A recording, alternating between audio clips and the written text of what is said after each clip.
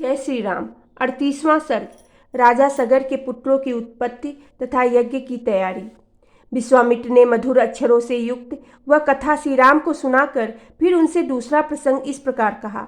वीर, पहले की बात है, अयोध्या में सगर नाम से प्रसिद्ध एक धर्मात्मा राजा राज्य करते थे। उन्हें कोई पुत्र नहीं था, अतः वे पुत्र प्राप्ति के लिए सदा उत्सुक रहा करते थे। श्री राम विदर्भ राजकुमारी केसनी राजा सगर की ज्येष्ठ पत्नी थी। वह बड़ी धर्मात्मा और सत्यवादिनी थी। सगर की दूसरी पत्नी का नाम सुमति था। वह अरिष्ट नेमी कश्यप की पुत्री तथा गरुण की पत्नी थी। महाराज सगर अपनी उन दोनों पत्नियों के साथ हिमालय पर्वत पर जाकर भृगुप्रसणवड़ नामक शिखर पर तपस्या करने लगे।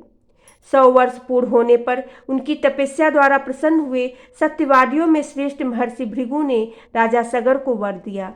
निष्पाप नरेश, तुम्हें बहुत से पुत्रों की प्राप्ति हो। पुरुष प्रवर, तुम इस संसार में अनुपम कीर्ति प्राप्त करोगे। तात, तुम्हारी एक पत्नी तो एक ही पुत्र को जन्म देगी जो अपनी वंश परंपरा का विस्तार करने वाला होगा, तथा दूसरी पत्नी 60,000 पुत्रों की जननी होगी।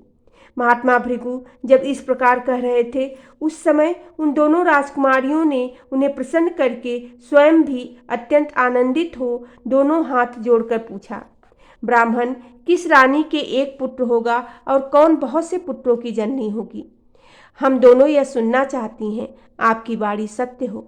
उन दोनों की यह बात सुनकर परम धर्मात्मा भृगु ने उत्तम बाणी में कहा, देवियों, तुम लोग यहाँ अपनी इच्छा प्रकट करो। तुम्हें वंश चलाने वाला एक ही पुत्र प्राप्त हो अथवा महान बलवान यशस्वी एवं अत्यंत उत्साही बहुत से पुत्र। इन दो वरों में से किस वर की कौन सी रानी ग्रहण करना चाहती हैं? रघुकुल नंदन श्री राम मुनि का यह वचन सुनकर केसनी ने राजा सगर के समीप वंश चलाने वाले एक ही पुत्र का वरण ग्रहण किया। तब गरुण की बहन सुमति ने महान उत्साही और यशस्वी 60,000 पुत्रों को जन्म देने का वर प्राप्त किया। रघुकुल नंदन तदंतर रानियों सहित राजा सगर ने महर्षि की परिक्रमा करके उनके चरणों में मस्तक झुकाया और अपने नगर को प्रस्थान किया। कुछ काल व्यतीत होने पर बड़ी रानी केसनी ने सगर के औरस पुत्र असमंज को जन्म दिया। पुरुष सिंह छोटी रानी सुमति ने तुम्बी के आकार का एक गर्भपिंड उत्पन्न किया।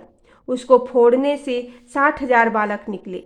उन्हें घी से भरे हुए घड़ों में रखकर धाइयाँ उनका लालन पालन करने लगी। धीरे धीरे जब बहुत दिन बीत गए तब वे सभी बालक युवावस्था को प्राप्त हुए। इस तरह दीर्घ काल के पश्चात राजा सगर के रूप और युवावस्था से सुशोभित होने वाले 60,000 पुत्र तैयार हो गए। नरश्रेष्ठ रघुनंदन सगर का ज्येष्ठ पुत्र असमंज नगर के बालकों को पकड़कर सरयू के जल में फेंक देता था और जब वे डूबने लगते तब उनको देखकर हंसा करता था।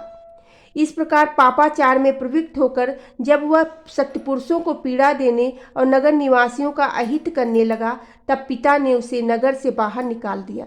असमंज के पुत्र का नाम था अंशुमान। वह बड़ा ही पराक्रमी, सबसे मधुर वचन बोलने वाला तथा सब लोगों का प्रिय था। नरश्रेष्ठ, कुछ काल के अंतर पर महाराज सगर के मन में यह निश्चय विचार हुआ कि मैं यज्ञ करूं। यह दृढ़ निश्चय करके वे वेद वेत्ता नरेश अपनी उपाध्यायों के साथ यज्ञ करने की तैयारी में लग गए। बोलो सियावेरी रामचंद्र की जय, पवन सुत हनुमान की जय।